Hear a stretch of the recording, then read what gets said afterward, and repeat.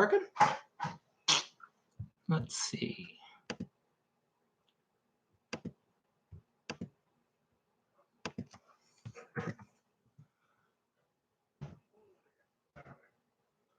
Working.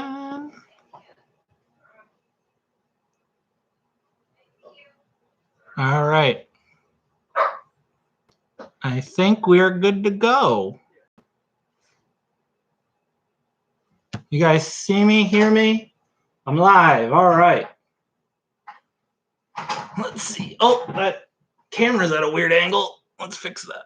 Let's fix that. Is that a good angle? That better? All right. We'll give it a few, we'll give it a minute or two. Let some people still coming in. Hi guys, how's it going? That's a good, I think that's a good angle. I think that's good.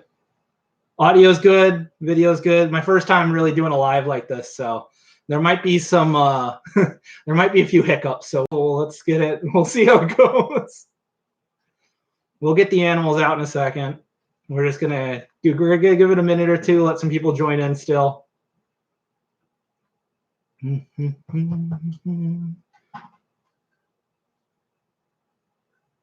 everyone see and hear me? We have someone says they can't see me.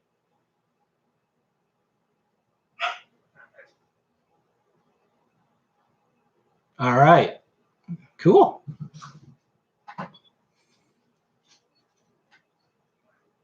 Hi, Finn from 4th grade. Anyone have any questions before we get started? We're gonna start in a minute or two. Maybe answer a few questions before we get going. So what we're going to do today, we're going to talk about animals. I brought 7 or 8 animals we're going to talk about, and we're going to talk about those animals. And then afterwards, because I know you guys might have a lot of questions, so what we're going to do is after the show, we'll do questions so you guys can ask me a bunch of questions and things like that. And parents, if you're watching with a kid, if you want to say like the kid's name, asking the question, that would be cool so I can address them too. So,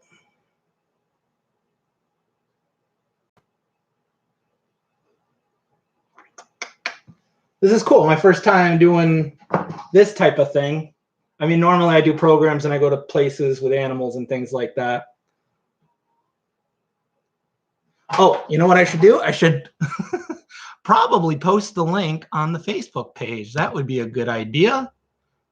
That is what we call in the professional business a big brain move. That is a good idea. So I'm going to post that we're live.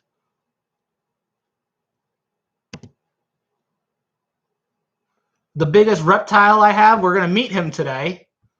And we're also, if she behaves, going to meet my bird, because I do have 1 bird, so we are going to meet them.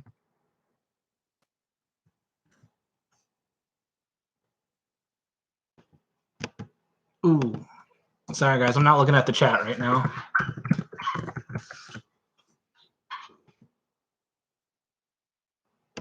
All right.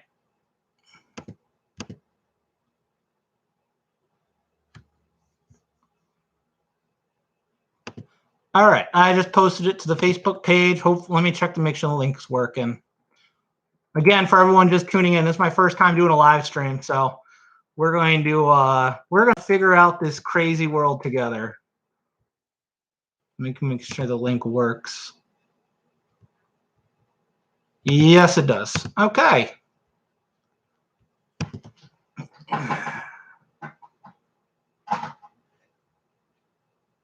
Do I have a parrot, cockatoo, parakeet, cockatoo? I have a type of parrot.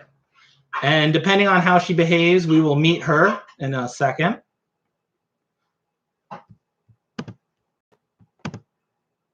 All right, good. Link went through. We are all set. Okay, so I think we'll get going now. It's been 4 or 5 minutes. We got 50-something people watching. So, hi guys, my name is Adam, and I have a really cool job. Let me angle this up because I just noticed my forehead's cut off. So, hi guys, my name is Adam. I have a really cool job. I get to bring snakes and bugs and lizards and stuff, usually to schools and libraries and everything. But obviously right now with all the craziness going on, I'm not doing that. So we're going to have an animal show here on YouTube. Now, a few things. I'm also doing animal shows via Zoom and Skype and Google Chats and stuff like that for private things. I've done a few for scout groups and Girl Scouts and some school groups and stuff too. So I can do that, and that's just $100. But you can message the Facebook page for that. And then also, if you guys want, in the description, I have Venmo set up, and I have a Patreon if you'd like to support the animals, because obviously right now I have no job. I have no income coming in, but the animals, I have 70 plus animals. They all still need to be fed. So, and then also, if you guys are looking for stuff to do after this stream's done, if you want to subscribe to the YouTube channel, I have a whole bunch of different videos out about a bunch of different types of animals. I post a video every Thursday. So next one's coming out tomorrow. So we are going to start, and I have some really cool animals. I'm keeping them behind the barrier, so I might occasionally go behind the barrier here. Now, let's see, where can I hide the animals that people can't see them? I think this is a good hiding spot right here. I might have to adjust the camera because some of the animals we're going to put on the table, and some of them we're going to put up here in my hands. Now, this next animal, this is probably the best way for people that are scared of this animal to learn about this animal. This is Fluffy. Fluffy is a rose-hair tarantula. They are from South America. And she is about 10 years old. Now, boy spiders only live to be about 4, 5 maybe. Whereas girl spiders can live much, much longer. Girl spiders live 20 to 30 years. And that's usually because the boy spiders end up dinner for the girl spiders. Now, arachnophobia is one of the most rampant fears on the planet. But that's not scary. That's cute and fluffy. And that's where she gets her name, Fluffy. That's why I do not, all of my tarantulas' names have cute, adorable names. I don't name any of my tarantulas scary names. None of them are named Killer or anything like that. Because if I take a spider out to let a bunch of kids hold, because normally when I'm doing programs in person, this spider can be held even by kids. But if I'm taking a spider out named Killer, all of a sudden the kids start getting a little scared. They're like, where did it get the name Killer? So all spiders have cute names. My scorpion's name is Pokey. I mean, I have snakes named Butters and Toothless and things like that. Now, this tarantula is venomous. This tarantula is venomous. You cannot take the venom out of a spider or a scorpion because it would kill them. Now, they do have venom, but if it was a dangerous venom, obviously I would not be holding it like this. This animal's venom is about as strong as a bee sting. If you get stung by a bee, you've been already hurt about as bad as this tarantula's venom can hurt you. All of my tarantulas are South or Central American tarantulas, or North American, I guess. I have got a new one. So I have the rose hair. I have a red knee from Mexico. I have a blonde that's from the Southwest United States. I have a golden knee from Brazil. So all my tarantulas, they're all New World tarantulas. New World tarantulas, for the most part, have very mild venom. Even the world's largest spider, the bird-eating tarantula, these guys get about the size of a dinner plate. If that bite were to, if that spider were to bite you, not if the bite were to spider you, if the spider were to bite you, the venom is still nowhere near strong enough to kill an adult human, unless you're allergic to the venom. If you are bit by that, if you're bit by a spider and you're allergic to bee venom, you'll have a reaction. But even the world's largest tarantula, nowhere near dangerous to humans. It will hurt, but it's not going to be anything lethal. There are, to my knowledge, no lethal tarantula species. There are some lethal spider and scorpion species, but not tarantula. And I've been working with tarantulas for 8.5 years now, and I've never been bit once. Because her main way to defend herself is actually not to bite. Her main way to defend herself are all these hairs right here on the butt. They attack with their butt hairs. So if you look right there and you see all the fuzz, let's see how it picks up on the camera. But when she's getting chased by a predator, because she might be scary to a lot of you guys, I see a lot of oh my gods in the chat, but she might be scary to a lot of you guys, but she's really not that scary. There are much bigger animals in the rainforest down in South America where she lives that want to eat her. So those hairs, she's going to rub her back legs, and those hairs will come flying off. They're called irritating hairs, and they have little barbs on them like a porcupine quill, and they get stuck in the predator's nose, eyes, mouth, and they itch like crazy. And the predator learns real quick not to mess with the tarantula, and the tarantula does not bite. I have been haired a couple times, but like I said, never bit. Yes, tarantulas don't kill anyone unless you're allergic to the venom. But if you're allergic to bee venom, you'll probably know to kind of just avoid most venomous things. But yeah, they are what we call invertebrates. They have no bones. So turtles, birds, snakes, fish, a bunch of animals have bones. These guys don't. So if she were to drop from too high, she would splat. She has no skeleton keeping together. She has an exoskeleton, which even isn't really that hard. And when she actually sheds her skin, yeah, this is a she. When she sheds her skin, she sheds it just like a snake does. So when a snake sheds their skin, you see that complete snake shed. I'm sure a lot of us have seen a snake shed. When a spider sheds the skin, you actually get a complete looking spider. The hair, the fangs, everything come off with that molt. So they look very, very cool. It looks like you have two tarantulas, even though one of them's hollow. So we are going to put Fluffy back now. I know spiders aren't everyone's thing, but I like to talk about animals that sometimes people are scared of because I like to teach you guys why you don't need to be scared of them. The next animal, I've only met 2 people scared of this type of animal. So he's one of my coolest animals. Now around here, and there are people from all over probably watching this, but from the United States, we get what's called a bullfrog. This is Drax the Destroyer. He is my African giant bullfrog, also called a pixie frog, but there's nothing pixie about this guy. He's about 4.5 years old, and when I got him, he was the size of my fingernail. So he went from that big to this big in about 4.5 years, and they actually can get even bigger than this. When they're all done growing, they can hit about 4 pound size of a dinner plate. Now, he's about 2.5 pounds, and he kind of slowed down. Sometimes in captivity, they don't eat as much as some of the wild ones, so some of the males don't get full size. Hi, where are you going? Now, most frogs, everyone thinks frogs do ribbit. They don't. Only one frog species on the planet does ribbit, but that's a rant for another day.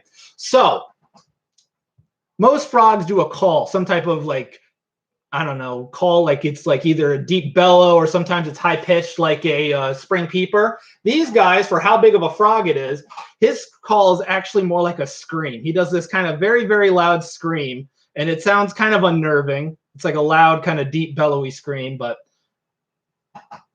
they have a I don't know, frogs are just a really weird animal. If you look right there and see those yellow armpits in the spring, those turn dark orange, and then he'll puff up his body, he raises his arms, and that's how he shows off to get a froggy girlfriend.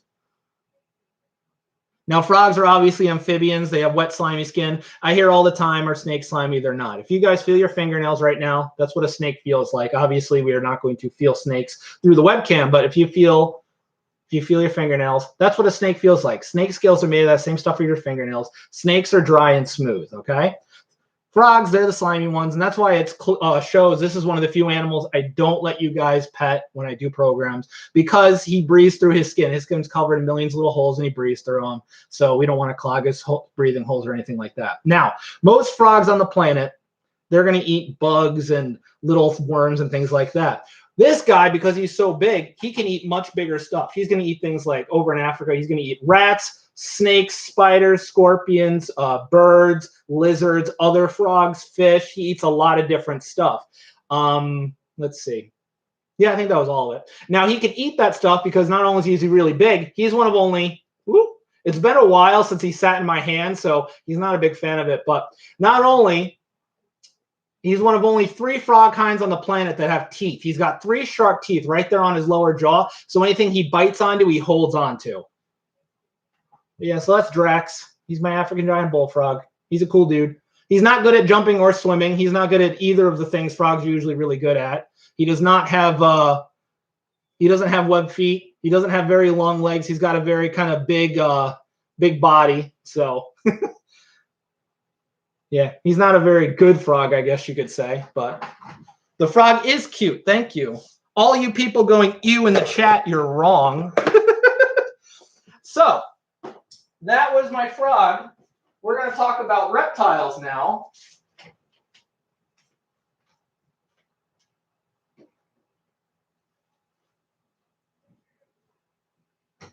And we're going to start off with a type of reptile I don't think I've ever met anyone scared of. All right.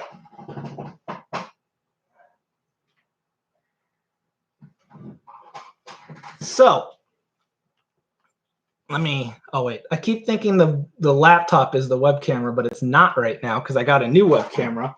So this is Maui. Maui is my sulcata tortoise. Any of you that saw the clip running all day today on the news, that was him. And we're going to put some tomatoes down, and he'll follow those. Now, right now, he's not very big. Hi. What are you doing? Yeah, you got it? They sometimes have a hard time with round food. Oh, he's got it. Okay. So right now, he's not very big. Right now, Maui's only about 5 years old. When I got Maui about 4.5 years ago, he was the size of my fist. So he got pretty big comparatively in a few years. Now, not only is he going to keep growing bigger, he's the 3rd largest tortoise species on the planet. When he is all done growing, these guys can be 150 to 200 pounds, and he can get about 3.5 feet long for a carapace length. Carapace is what the top of the shell is called. So it is a very, very, very big tortoise. And unfortunately, at reptile expos, these guys are becoming pretty common pets because they're easy to breed in captivity, and you can buy a little baby for about $50 to $70. And what they don't tell you is that tortoise not only will get massive, it lives a very long time. This tortoise can live to be 150 years old. Right now, the world's oldest tortoise just turned 188 this year. Now, he's not this type. He's called an Algebra Tortoise. That's the 2nd largest tortoise species. But these guys can hit 150 to 200. And he's just going to slowly eat his tomatoes. He loves his tomatoes. He's going to move on to this one. He's not even done with that one. Here, no. You finish that tomato first. There you go. Now, tortoises are pretty slow because this shell is made out of bone. And this shell is very, very heavy. Tortoise shells are heavier and more kind of heavy duty compared to turtle shells because turtle shells, remember, they live in and around water. So most turtle shells, they're lightweight comparatively to help them swim away. Most tortoises have very, very, very heavy, bulky shells. So he's not going anywhere fast. Like I said, he's 5 pounds. Most of that is the shell and then the organs inside. So he can get doing a fast little walk, but he's not sprinting or winning any races. I got to be careful of my fingers because the only thing that moves fast is that mouth when he's hungry because he loves tomatoes. He's very attracted to bright colors. Tortoises have insanely good vision. They can actually pick up on light rays that we can't. Hi. No, the other tomato's right here. There you go. Yeah, there you go. And he can't take the shell off. His backbone, his ribs, they're all connected. They grow out of this. So he can't take that shell off. You guys can still see. Yep. Okay. Now, everyone knows snapping turtles. They all have that sharp beak. They have that really, really sharp beak. And snapping turtles have that to eat fish. What a lot of people don't realize is all turtles, all tortoises, they all lack teeth. None of them have teeth. They all have that sharp beak. Now, obviously, snapping turtle, like I said, has that to eat meat. This guy, though, he's got that sharp beak to cut through a lot of the vegetables and fruits and roots and things like that in the wild. Because where he's from, he lives in the southern edge of the Sahara Desert. It's called the Sahel. And where he's from, there's not a whole lot to eat. So if he finds grass or something like that, he'll eat it right down to the root. You okay? You got it? And they use their tongue to kind of work it around. And if it's a big enough piece of food, what he'll do, like if I give him like a watermelon slice, is he'll stomp his foot down, use that as like a fork to keep it in place while he just takes chomps out of it. There you go. So reptiles covered in scales. Oh, yeah. I don't have any more tomatoes. I'm sorry. You ate them all really fast. So reptiles are covered in scales. Snakes, crocodiles, lizards. Yeah, I know. You're looking for more. I don't have any. I'm sorry. Don't eat the tablecloth, though. And they're also what we call cold-blooded, which means the temperature of their environment, that's what temperature they are. They're not warm-blooded like us, like birds, where we're constantly generating our own body heat. Whatever the temperature their outside is, that's what temperature they are. So if I put him outside in the summer, he's very happy. Cannot put him out in the winter because turtle popsicle would not survive. No, don't go chew on the webcam cord. That would not be fun. No, it would not. What are you doing? So yeah, like I said, Maui, he's about 5 years old, and they can live a long time, and they get very, very, very big. I get asked probably twice a year by someone if I could take in their big adult sulcata tortoise. Because like I said, a lot of people get them when they're little. They get very, very, very big. And then a lot of people aren't prepared to take care of that tortoise. Because this tortoise, In the wild, with these big, strong legs, he uses those to dig tunnels underground. I think it's like 40 to 50 feet underground. They dig very big tunnels, and these are very strong legs. There's a photo of a sulcata tortoise busting through drywall. You can't keep them in a bedroom. You're not even really supposed to keep them indoors that much. I'm going to have to because obviously we live here in New York. But if you live down south somewhere warmer, you can keep them outside year round. But they get very big. They're very strong. They are not an ideal pet for everyone. But yeah, so that was Maui. We're going to put Maui back, and we're going to talk about everyone's favorite group of reptiles.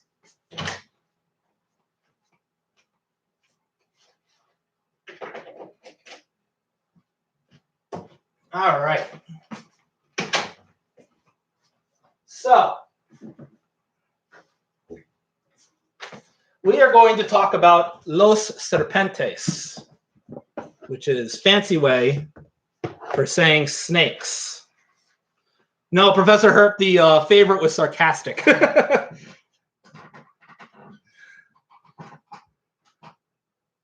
This is Jack Skellington, and his face is dirty right now. So we're going to talk about two snakes today. Both of them are very bright colors. One of them is the right coloration. One of them is not. Jack Skellington is not the right coloration. There are really no solid white snakes in the wild naturally because they would not survive. This is Jack Skellington. He is a Texas rat snake.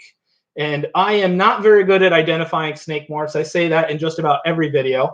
But he is what we call leucistic, which is almost albino. Now, if anyone has ever seen my program and you've seen Butters, my albino ball python, albino pythons are usually white and yellow. Albino means they don't have the right coloration. So instead of being brown and black to camouflage, they're white and yellow, and then their eyes are usually red. Leucistic is like almost albino. He's mostly the wrong colors. He's mostly white, and then he's got a couple speckles of black in there. That's his normal coloration. And then you see his eyes are not red. And right now, like I said, he's got a dirty mouth because the container he was in had some dirt in it, so he was probing around in there. He's a very, very gorgeous snake. He's also a very friendly snake. Now, most of my snakes are not from North America, or most of my animals aren't from North America. I do have some North American animals, because today we're going to talk about animals from all over. And he is not venomous. He is a colubrid. He is in the colubrid family. That's garter snakes, milk snakes, king snakes, hognose snakes. All these snakes, for the most part, are not venomous. These guys are kind of what you picture when you picture a snake. They're long, slender. Most of them don't get longer than like 7 to 8 feet. Gopher snakes, another one. If anyone's seen hazel before. And then the kind of king of the colubrid snakes is called the Eastern indigo and the Texas indigo and some of those snakes. I was actually going to talk about my Eastern indigo today because I usually can't take him to programs because he's actually illegal for people to touch because he's an endangered, threatened species. But he's in sheds, so I couldn't do that. He is about 6 years old. There he goes. And this snake is terrestrial. He lives on the ground. My next snake is arboreal, lives up in the trees. So obviously this snake is not going to survive very long in the wild if he was born solid white out in the wild. And obviously this snake, he's not really scary. This snake is probably about as big as the biggest snakes you'll find here in New York State. I mean, we do have black rats in New York that can get a bit bigger than this, but rat snakes are about as big as they get, 5 to 6 feet. Now, because he's not scary, he does not have that big of teeth. Colubrid snakes, garter snakes, milk snakes, they don't have giant teeth. They have very kind of slender, small teeth. They're primarily eating rodents. Snakes are very good to have in your yard. If you see a snake in your yard, leave it alone. Don't kill it because if it's venomous, I think it's like 80% of venomous snake bites happen because a person is trying to mess with it. And also, snakes are very good rodent control. One snake in your yard in 1 year can get up to about 800 to 1,000 mice. So if you have a milk snake, anything in your yard, leave it alone. It's very good. They're going to kind of be like almost like a bouncer for your yard, kind of preventing mice from coming in. So he is not a very scary snake. I'm not talking about the cockroaches today. No, sorry. So he's not scary. So what he does to defend himself is something no other snake has. If you look right there on the tip of his tail, I don't know how well the webcam is going to pick it up, but he has a sharp tooth on the end of his tail. Right there. So with that tooth, if a predator grabs him, if you're a predator, you're probably going to grab the head because you want to control the head. That's the end with the teeth that's going to bite you. So he's going to take that tail. He's going to jab it into the predator. Predator's going to think he grabbed the wrong end of the snake. He's going to drop the snake. To my knowledge, no other snake on the planet has this defense mechanism. He'll also take his tail, he'll rattle it on the ground to pretend to be a rattlesnake, because where he's from down in Texas and Mexico, there's a lot of rattlesnake species down there. So he's a very cool, non-scary snake. And a lot of wild rat snakes kind of have kind of infamous for being a little on the nippy, hissy, scary side. But that's just because, like I said, they don't really have a good defense mechanism. They're not a very big, scary snake. Hi. Snakes, obviously, no legs. Hi. They also don't have eyelids. They can't blink. He has a clear scale that goes over that eye, and that's why I can't talk about the indigo today. Oh, he didn't like my hand moving in front of his face. So he can't. So when they shed, they can't see because that eye scale loosens up. Hello. So you'll never win a staring contest with a snake. Yeah, we're not talking about the chinchillas today, guys. So we're gonna stop. Don't worry about the chinchillas today. We're gonna talk about a different animal, okay? So that's Jack Skellington. I'm gonna put him back, and we are gonna talk about my other snake we're gonna talk about today. This snake is probably, you try not to pick favorites, but this snake is probably one of my favorite snakes that I have. And she is also my favorite species of snake. These guys, I lived in Australia for a little bit, and this is a very cool Australian Indonesian snake. This is Jade, and she is a green tree python. Now, like we talked about before, one of my snakes is the wrong colors, one of my snakes is the right color. This green tree python here is the right color. Jade is a green tree python, and they have this stunning bright green coloration. But when they're born, they actually don't have this green. When they're born, they're usually bright red or yellow, and that is to mimic a venomous snake, because when she's born, this snake's only about that big, that long. So a lot of animals are going to try and eat that, especially with the bright colors. But with the bright colors, pretends to be venomous, predators are less likely to mess with it. And then as they get older, a couple years in, they'll start developing this bright, usually about a year or two in, they develop this bright green coloration that helps them camouflage. These snakes are fully arboreal. They live up in the trees. They rarely go down to the ground. The end of her tail is very curly because this tail is what we call prehensile. Just like a monkey tail, it means it has extra muscles in it. And what she's going to do with that tail is she's going to wiggle it and use it like a lure. She's going to use that tail like a lure, and that's going to kind of attract prey in, because what she's going to do is she's going to drape herself on a branch. She's going to take that tail down and wiggle it right in front of her mouth. And because she's green, a lot of prey like mice and rats aren't going to notice her. They're going to come up and try and chew on the tail, wondering what the tail is, and then bam, she's going to get them. She is a constrictor. Both of the snakes we're talking about today are constrictors. Really, most non-venomous snakes are constrictors. They don't have many other ways to get their food. So she's going to bite it, wrap around, squeeze it, and then swallow it down whole. Now, she is very, very strong. Not only can she use that tail like a lure, but here, let me change this. Oh, I keep trying to edit let me put that up, because now we're talking about animal not on the table. So I'm going to take this tail.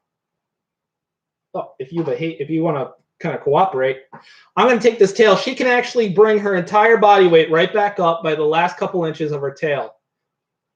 Now, she's not a very big snake. She's not girthy like your anacondas or Burmese pythons, but she is insanely strong. Like a monkey tail skink, exactly. So with that tail, she can bring herself right back up because she's used to living up in the trees. Not all the branches are very sturdy, so she always wants to kind of be able to hold on.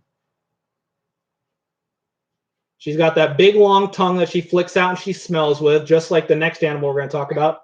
Snakes use that forked tongue to smell. They have a very strong sense of smell. And then there are also some lizards with that, like the Komodo dragon. But yeah, she's a stunning snake. They're actually, like I said, they're my favorite species of snake. I actually designed my logo around them.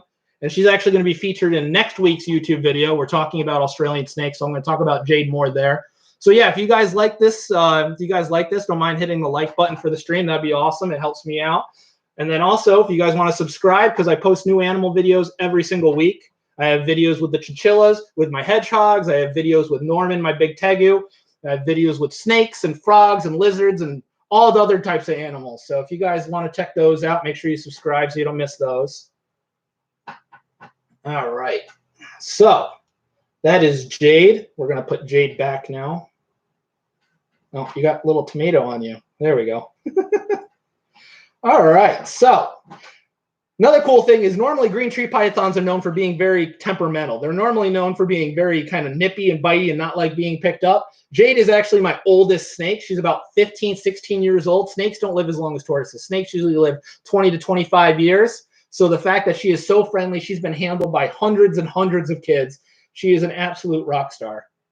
And if any of you guys have seen my program before and seen her, you probably remember her. So we're going to put her back. We're going to clear the table, because the next animal we talk about, he needs a lot of space. And he is probably most people's, that have seen my program, he's probably most people's favorite animal that I use. I'm going to kind of angle this back down because he's going to be on the table because he's a little heavy. So I'm going to put him right here. Give me 1 second to go grab him.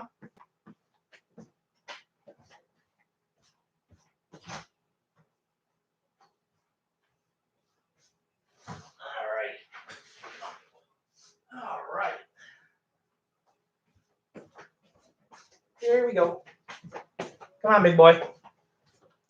All right. What we have here is Norman, my Argentine black and white Tegu.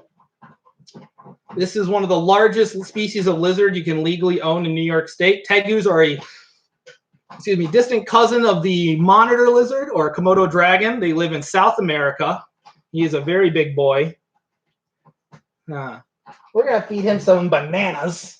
We're going to give him some nanners if he wants to eat. Not sure if he's going to want to eat. It is kind of late for him. He doesn't spend too much of his day awake. But normally, if I put banana, yeah, you smell the banana? You want some banana? You're thinking about it. Oh, you want the banana, don't you? Oh, come on. Get the banana. You want the banana? Are you not going to eat the banana? No? All right, I'll put that there for you. All right, I was going to try, but like I said, it's a little late for him, and I did feed him yesterday. So, Tegus, they look like big, cute, chubby, scaly teddy bears, and sometimes they are. A lot of people are getting these guys, wanting one because they think they're so cool. They see videos of them and how friendly they can be. The only problem is, like I said, he's a very big lizard. He needs a very big enclosure. His enclosure is 4 foot by 8 foot. I actually just did a video with his new cool tropical enclosure if you want to go back on the channel and check that out.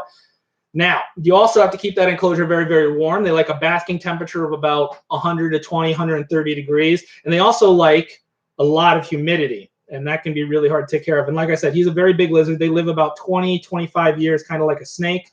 And this guy can do a lot of damage too, because not all Tegus end up friendly. I also have a red Tegu, Charlie. He doesn't really go to programs because he is not exactly ideal for taking it in front of kids because he freaks out very often. He'll try and jump off me. Norman here is an absolute sweetheart. With Charlie, I would not be trying to hand feed him or my monitor lizards, but with him, I don't mind at all. Yeah, I don't think he's hungry tonight. Tonight, I think he just wants to go back to bed.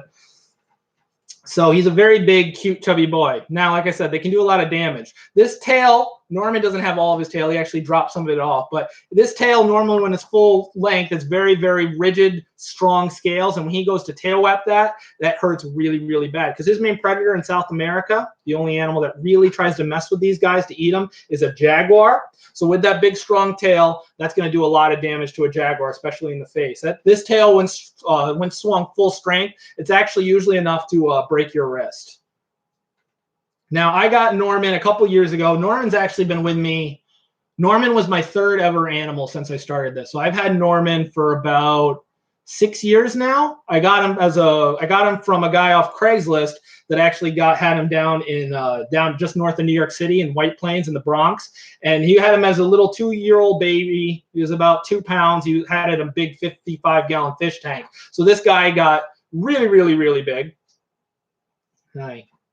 He went from 2 pounds to 12 pounds in about a year. So, oh, he's shedding right now. So lizards shed their skin too. And that just came right off. So lizards shed their skin too as they get bigger, but usually they don't usually come off in one complete piece like snakes does. So yeah, so the guy had him and it was going to get too big for his apartment. So I went down and got him. And like I said, Tegus, they can do a lot of damage because not only do they have that tail, but the nails are actually pretty sharp. They have very, very strong feet for digging. And then this mouth right here, these cute chubby cheeks, those are actually muscle. They have a lot of muscle packed into them. So when he bites down, that can do a lot of damage. You're a good boy. So German Shepherd, a police dog, bites with about 200 to 220 pounds per square inch of jaw strength. Oh, he clocks in with over 300. So he has some of the strongest jaws for the size of his head of any animal. They have insanely strong muscles. And these guys, like I was trying to feed him banana, in the wild, so monitor lizards are carnivores. Komodo dragons, they all eat meat, some type of carrion, things like that. These guys, though, are omnivores. So he's going to eat just about anything that fits in his mouth. He'll eat frogs, lizards, snakes, mammals, birds. He can actually, doesn't look like it, but he can run pretty quickly if he wants to. And he can also jump about 3 feet straight in the air and catch a bird out of flight. So not only that, but he's also very lazy. So he likes to eat a lot of fruits. He'll eat vegetables. He'll eat dead stuff, finds roadkill. He loves that. He also loves egg nests, birds, turtles, anything. He loves things that don't run away from him. So he eats a lot of that stuff too. And these guys are invasive in Florida. Everyone knows about the big snakes invasive in Florida. Not everyone knows about the big lizards being invasive in Florida, because the big snakes really only like the humid, really warm climate of southern Florida. They don't think they're going to move much higher than that. These guys, though, where he's from in Argentina, they could take temperature drops into the 40s and 30s and survive. So they think these guys will spread much, much further up, and they're reproducing like crazy. And snakes are generally scared.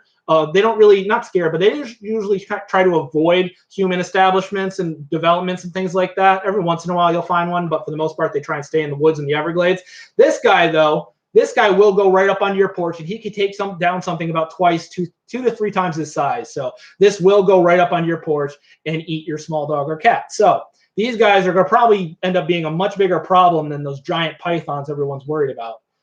Yeah, you realize you're up on a table. You can't fall to the floor.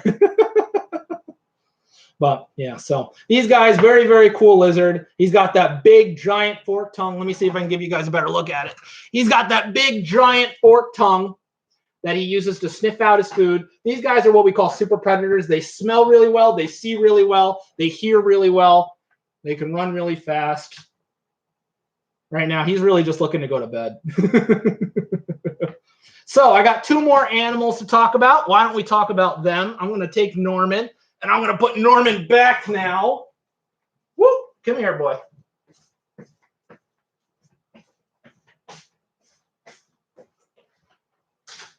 All right. There you go. All right. We're going to shift gears a little bit.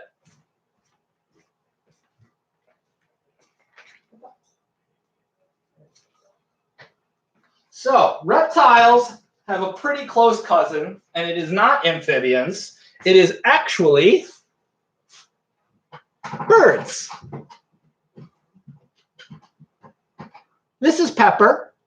Pepper is my parrot. She is an African gray parrot. They're one of the smartest animals on the planet. Hello. Oh, are you stretching your wings? You're so cute. Can you give me a kiss? Good girl. Hi. So she is a very, very smart animal. She's actually probably too smart for her own good. Oh, yeah. You see yourself on the screen, huh? Yeah. You're a good girl, aren't you? Give me a kiss. Good girl. Now, birds can talk. Hi. Birds can talk, but they don't like learn to speak on their own and things like that. They copy, because in the wild, what young African grays are going to do is they're going to copy other African grays, and all these different African gray flocks, they all have kind of their own languages and dialects. They all have whistles and clicks that other ones don't really use. So since she's never been around other birds, she doesn't know she's a bird. She actually thinks she's a dog-human hybrid, because she'll act like a dog sometimes. She'll act like me. Sometimes she'll act like a cat. She meows like the cat. She barks like the dog. She says a bunch of different words. She says, good night, I love you, step up. One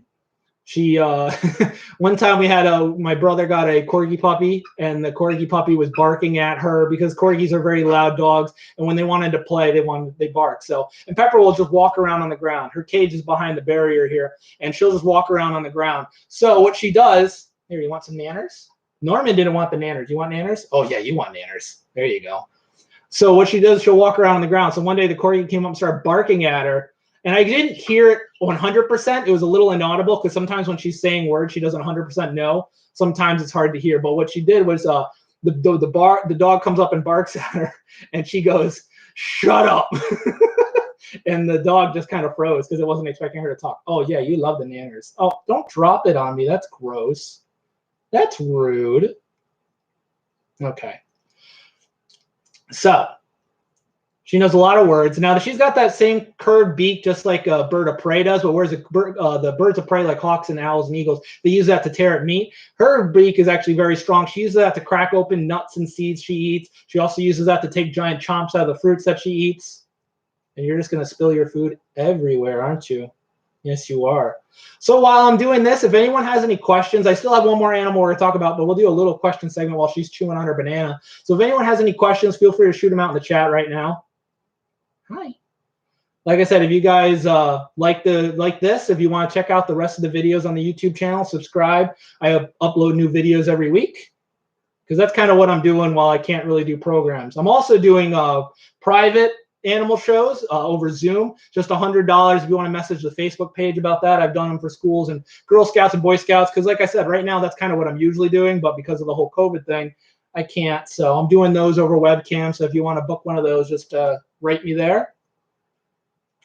All right. How much does she weigh? She weighs less than a pound. Birds do have bones, but their bones are actually hollow. They're lightweight, so that way they can still fly. She's fully flighted. She could fly around the whole house if she wants to, but she's not going to because I have bananas.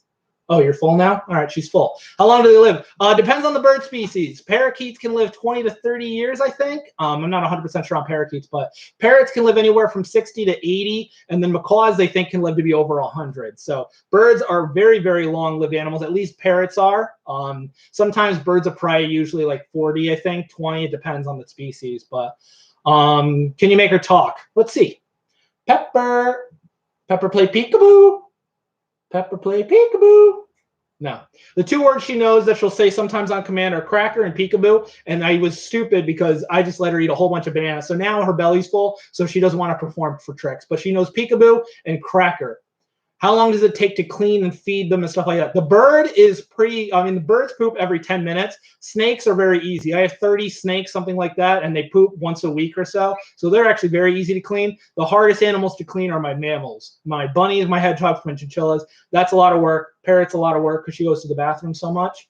What animals eat parrots? Lots of animals. Over in Africa, you've got snakes. You've got birds of prey. You've got sometimes leopards and stuff will take a go at them if you have a sick one or an injured one. So they actually have a lot of predators, but their primary ones are going to be snakes and birds of prey.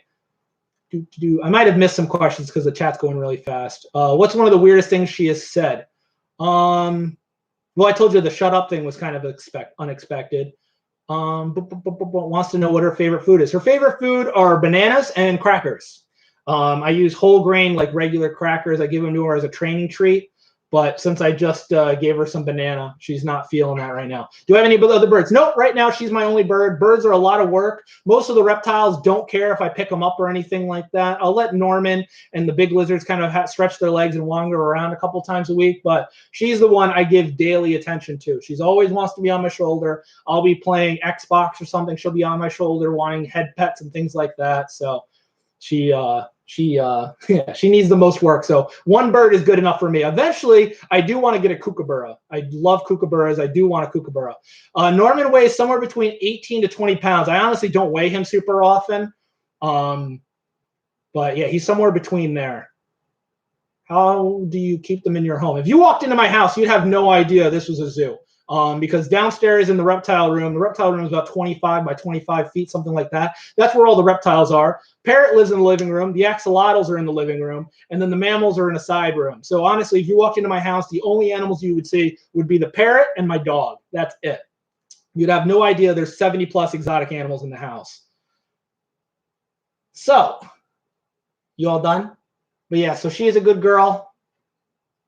Birds have really good vision. If you notice, there's no feathers around her eye. So she has very good vision. That helps her see. She has almost complete vision, and she can actually rotate her head really well. Not as much as she just pooped. Like I said, birds go to the bathroom every 5 to 10 minutes. But she's got very good vision. She can see. Her only blind spot is directly in front of her and directly behind her. Whoop, she didn't like that. And that's so, again, mostly birds of prey, eagles, hawks, things like that over in Africa are going to try and eat her. So she's always got her eye out. And again, they usually travel in huge flocks, so they're normally looking out for each other. So we're going to put her back. We're going to talk about my last animal today.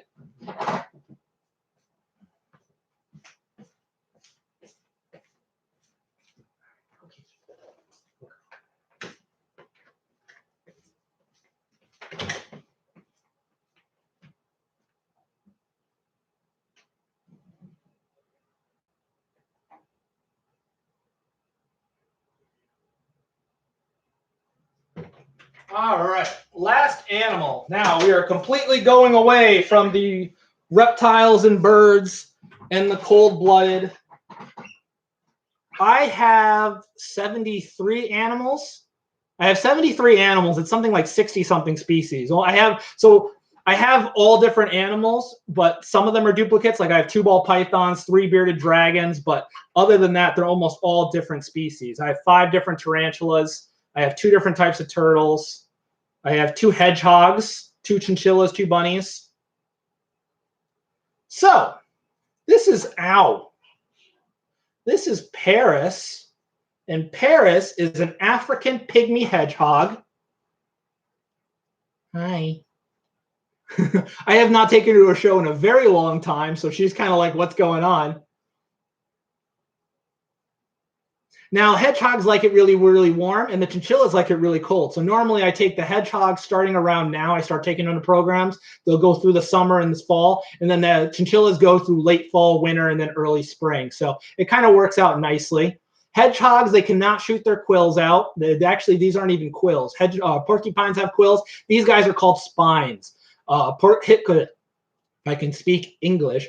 Porcupines, their quills are hollow, and most porcupines, their quills are designed to come out. They have barbs on them and things like that. Hedgehog spines are not designed to come out, and they're not hollow. You can actually lift an entire hedgehog by one single spine. That's how ingrained they are. Each quill or each spine has a muscle attached to it, and when she gets scared, she'll roll up into a ball. Her back is covered in muscles. She'll roll up tight into a ball, tuck all those nice, furry, warm, cute parts inside, and you've got a giant spiky ball, because all of those, like I said, all these spines have an individual muscle, and they'll all go up kind of like if you get goosebumps when you're cold or something, and all your arm hairs go up. Same thing happened to her on her back. They have very bad eyesight. They cannot see very far. They cannot see very well because this animal is normally nocturnal. She does have a very good sense of smell. That's why you see that nose constantly going. And you also have very, very good sense of hearing. That's why her ears are up and constantly going. What are you doing, goofball? Now, the spines don't hurt super bad. Like I said, right now I can pet her no problem. But if she was all balled up and all the spikes were out and you have a predator trying to like get her open or biting her, that's going to hurt the predator. But right now, she's actually completely not scared at all. I wonder if she'll eat some of the banana. These guys are technically omnivores. They're primarily insectivore and carnivore. Will you want banana? You can eat banana? Are you licking it? No. So they do primarily eat bugs and little mice and things like that, but they will occasionally eat little fruits and vegetables and things like that. My 2 hedgehogs don't really care for that stuff. They primarily get cat food and mealworms and dubia roaches, and they go to the bathroom a lot. These guys are probably, next to the bunnies, these are probably my most cleaned up, intensive animal because they go to the bathroom so much. And they have a tendency to run on their wheel and go to the bathroom as they're running, and their feet get disgusting. So I give them a bath twice a week too. Now, these guys are from over in Africa. There's actually quite a few different species of hedgehog. These ones are one of the most popular. These are actually really the main ones you see in captivity. You don't see any of the other ones in captivity. They're almost all African pygmy hedgehogs. But there's also a type that live in Europe, which get about twice this size. And they're the ones you more typically view as a pest. Hi. And these guys are everywhere in northern Africa if you're in the right area. I knew a guy that was actually stationed over there for military. I met him at a show. And he said every night they would see hedgehogs running around the base. So, oh, you smelling? You're so cute. They are super cute. They actually have very sharp teeth. They have a very sharp teeth, very nasty little bite. Because I've been, not this one, but I have Mary, my other hedgehog. He's a little feistier. One time he nipped me because he thought it was food. And he didn't let go right away. That was a hard little bite. Hi. Honestly, the hedgehog bites hurt worse than the snake bites. I've never been hurt by a snake where it hurt really badly because, again, their teeth are mostly very small and fragile, and their jaws are actually very, very weak. These guys have very spiky little teeth. Where are you going? Where are you going? They don't stop moving, though. They do not stop moving. Hi. But yeah, so if this COVID thing ends up ending sometime this summer, who knows at this point, but she'll start going to programs again. She kind of gets the winter off because, like I said, they really like it warm. They live in the mammal room, which is usually right around 75 degrees. They actually probably would be fine in my reptile room. My reptile room is usually low 80s, so they would be fine down there too. Hi. You're so cute, aren't you? So, have they ever used their quills on you? I mean, sometimes if I startle them or when I first try and get them out, I'll get spiked. But I mean, usually once they're in my hands, they smell me. They recognize my smell because that's why she's wrapped up in my old shirt. I wear this shirt for 2 days, and that way it smells like me. And then I let her sleep in that, so she starts associating my scent with safety. I actually do the same trick with my big lizards, like the Tegus and the monitors. Doesn't work as well with them, but I try. How many deaths do they have normally? Oh, teeth. How many teeth do they have? They actually have quite a few teeth. I don't know the exact count off the top of my head, but just like us, they have canines. They have their molars aren't quite the same, but like I said, they're omnivores, so their teeth aren't all super sharp, but a lot of them are. And they only live to be about 3 to 5 years. They don't live super long. The chinchillas I have, they can live to be over 20, so they're a bit longer lived. Right now, Paris here is about 2.5, so she's kind of a middle-aged hedgehog. I actually got her from a guy that was moving for work and just couldn't take her with him. So I've had her for going on a year now, but I've had hedgehogs total for going on 3 now. Mary, my other hedgehog, I've had him for a lot longer. He's about 4. So, yeah, so that's the hedgehog. All right, you want to go back in your cage? Okay. Or you want to go back in your Heidi, your blankie? Okay. So that was my last animal. Now we'll do the questions part. So if anyone has any questions, feel free to shoot them out. Like I said, if you guys like this, if you want to just like the stream video, that would help me a lot. Thank you, all you guys, for tuning in. We had 80 to 90 people for just about all of this. So I'm glad so many people tuned in and seemed to like it. Like I said, this is what I do full time. I've been doing animal education. I started this business going on almost 5 years ago. So I love doing this part. I love doing education. So we are doing, I do live streams on Facebook, on the Facebook page, just Uncharted Wild on Facebook. I do those once a week. Those are on Fridays. So we'll be doing one, I think, on the hedgehogs in 2 days. And then also, if you want to subscribe here on the YouTube channel, I do videos every Thursday. A new one's coming out tomorrow. I'll thank you guys, everyone that just liked it just now. So yeah, like the video. And then yeah, if anyone has any questions, do the spines hurt? Not terribly. It's basically like if you picture like toothpicks. They're not super sharp, but if you like slam your hand in it, it's going to hurt, but it's not super bad. There's no venom or anything on it. There's no barbs like porcupine quills that get stuck out. Why do hedgehogs not attack people? Because they're very small, scared animals. These guys, like you can see, it's hiding and it's not coming back out. These guys are very scared little animals. They come out at night. They are very easily startled. So they're not really the type to come and attack. So thank you guys, everyone, for tuning in. Like I said, you can subscribe if you guys want to help support us right now. Because like I said, right now I don't have any I don't have any shows. All the shows canceled. So we have a Patreon link down below, and then I also have a Venmo if anyone wants to do a little $5, $10 donation, $1 donation. It all helps. Thank you so much. Do I like monkeys? It depends on the monkey. I've worked with quite a few monkey species because before I did this, I interned and volunteered at a few different zoos. So it depends on the monkey species. Certain monkeys I don't like, certain monkeys I like. Usually the bigger they get, usually the less I like them because they're very scary. Did I go to school for this? And yeah, so I went to school at SUNY Oswego. I went to school at SUNY Oswego for zoology, and I went there and I graduated. And I mean, doing this, starting up my own business, I didn't really need a degree for it, but I kind of found when I went to school, I originally wanted to be a zookeeper, which you do need a college degree for. So doing that, going through that, I learned this is what I wanted to do. So if I didn't go to college, I wouldn't have learned what I wanted to do. But if just about any animal field job, you need to go to college. Thanks, Professor Hurt. Oh, thanks for subbing, guys. Thank you for anyone that subscribed. Like I said, videos every week. All my different animals, because right now that's really all I can do. So if you want to learn about the animals, that's really the best way. Thanks for the show. Why do parrots only eat bananas and crackers? No, that's just her favorite treats. They'll eat anything. I give her grapes, strawberries, watermelon, papaya, green beans, peas, things like that. So, and then she obviously has her like pelleted parrot food, but that's just her favorite treats. Bananas and crackers. Those are like hands down the favorite. Does your hedgehog feel like he's trapped in the shirt? No, he actually feels like she's safe in the shirt. That's kind of her safety net. She goes in there to sleep and hang out and be away from people. So that is her safety spot. She's in the dark. She smells safety. She smells her bed. So that's her best. That's when she feels the best. So do I have any pets that are not exotic? Yeah, I have a dog and I have a cat. Yeah, dog and a cat. And then I guess you could technically count bunnies. I don't think bunnies are really exotic. Exotic just means anything that's not found around here. So yeah, I guess you could count the 2 bunnies, my domestic bunnies, and then a dog and a cat. So that's kind of what I got. But yeah, so if anyone has any other questions, feel free to shoot them out in the chat. Thank you guys, everyone, for tuning in. Can we see them? No, right now they're all, like I said, it's kind of later in the day, so they're all hanging out right now. I can take a snake out while we answer questions if you want. Let me put the hedgehog back. I'll get one of the snakes back out.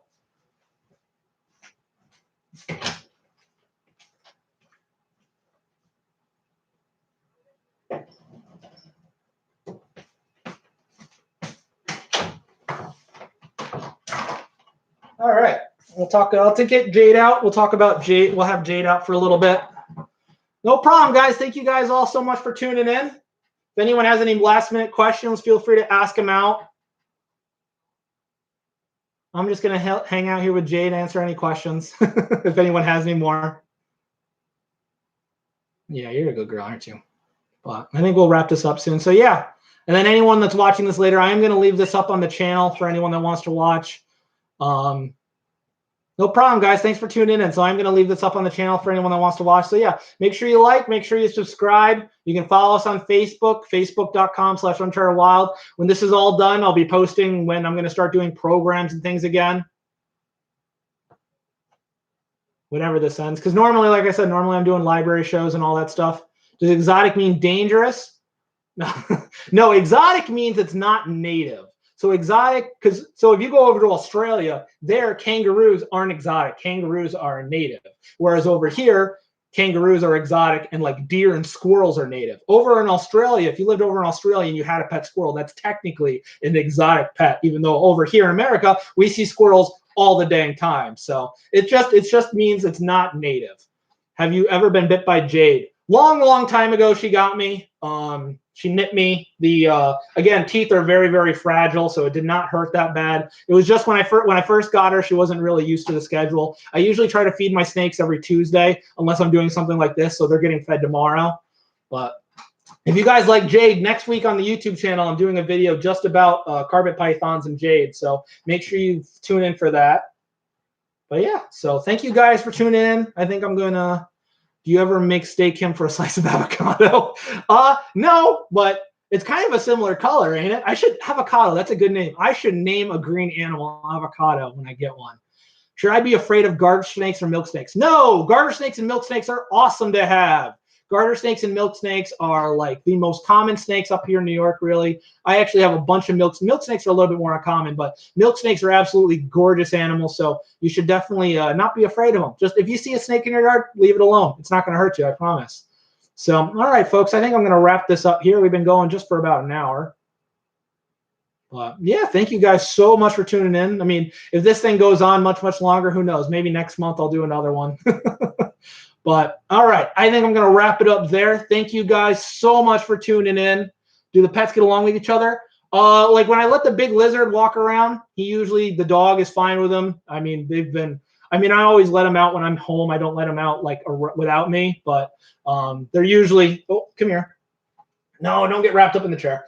I usually don't let any of the other animals kind of walk out and around each other. The tortoises I'll put all outside. The bunnies are obviously together, but a lot of my animals, I don't let the snakes play together because I actually have some snakes that eat snakes. But all right, guys, I think I'm going to wrap it up. Thank you for the stream and for responding to us. No problem. Thank you guys for tuning in. All right, I'm going to awkwardly end this now. So thank you guys for tuning in. I will see you guys later.